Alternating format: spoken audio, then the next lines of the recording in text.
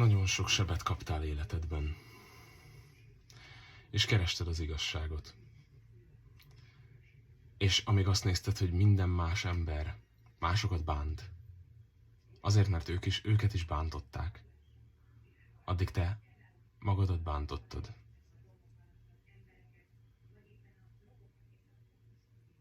Ne add fel.